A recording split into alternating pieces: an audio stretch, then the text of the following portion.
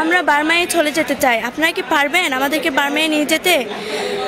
আর আমরা এখানে যাই পড়াশোনা করি না কেন, তাও আমাদের বার্মার পড়াশোনার মতো হবে না। আর আমাদের এখানে থাকতেই ভালো লাগছে না। আমাদের বার্মার বাড়িগুলো হচ্ছে অনেক বড় বড় ফ্ল্যাট, অনেক ফ্ল্যাট আছে এখানে তো আমরা তেল ফাড়ে ছানি, কতদিন থাকবো আমরা এখানে?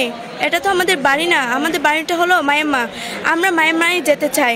সামিরার মতো এরকম অসংখ্য কিশোর কিশোরের চোখে ভাসছে নিজ ভূমি থেকে করুণ বিতাড়নের এমন অনেক গল্প।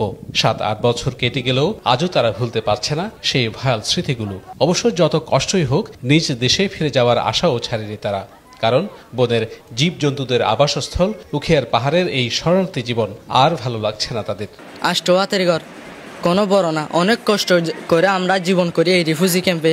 এই রিফিউজি ক্যাম্পে আমরা থাকতে চাই না, কারণ আমাদের নিজের দেশ থাকার পরেও যদি আমাদের অন্য দেশে থাকতে হয় আমাদের অনেক কষ্ট লাগে। এখন আমরা চাই আমাদের দেশে আমরা ফিরে যাই, কিন্তু আমরা পাচ্ছি না যে আমাদের দেশে কিভাবে যাব।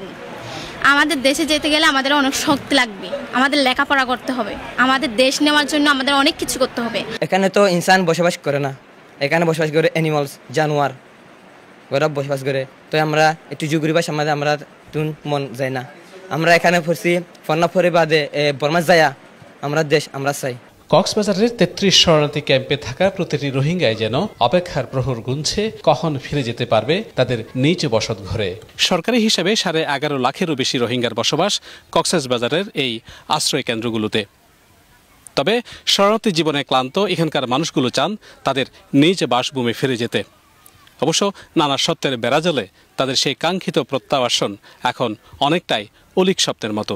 শরণার্থী শিবিরগুলোতে দিনকে দিন সুযোগ সুবিধা কমছে, ফলে কোনো মতে খেয়ে পড়ে বাঁচাটাও এখন দুরূহ হয়ে পড়ছে রোহিঙ্গা শরণার্থীদের। তাই তো এই অনিশ্চিত জীবন ছেড়ে যে কোনো উপায়ে মিয়ানমার ফেরত যেতে মরিয়া এখানকার তরুণ যুবারা। আমাদের লাইফ এরকম হওয়ার কথা ছিল না, আমাদের লাইফ হওয়া ছিল অন্যরকম, যেটা আমাদের কপালের হয়তোবা এটাই লেখা ছিল।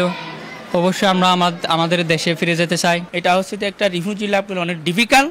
আমরা হায়ার এডুকেশনের জন্য আমরা কোনো ফেসিলিটি পাচ্ছি না, সেই জন্য যাই হোক আমাদের দেশ আমাদের লাগবে। আমরা যেখানে কানে থাকছিলাম আমাদের দাদা আর দাদা আমাদের সব লোক আমাদের রোহিঙ্গা জাতি এই আরকান রাজ্যতে বসবাস করত। 2017 সালের আগে নানা সময়ে বিচ্ছিন্নভাবে অনেক রোহিঙ্গার অনুপ্রবেশ হলেও ওই বছরের আগস্টেই সবচেয়ে বড় মানবঢল আশ্রয় পড়েছিল কক্সবাজারে। সরকারি হিসেবেই সেই সংখ্যা 5 লাখেরও বেশি। পরে সেই সংকট কাটাতে নানা উদ্যোগ নেওয়া হলেও 2024 সালে পট পরিবর্তনের পরই ডক্টর ইউনূস সরকার রোহিঙ্গাদের দেশে ফেরাতে নতুন করে স্বপ্ন দেখান। এই বিদ্যুৎ ফেটানো সাম্মরিদ যেন ওনারা নিজের বাড়ির জায়গায় ঈদ গরিত পারেন।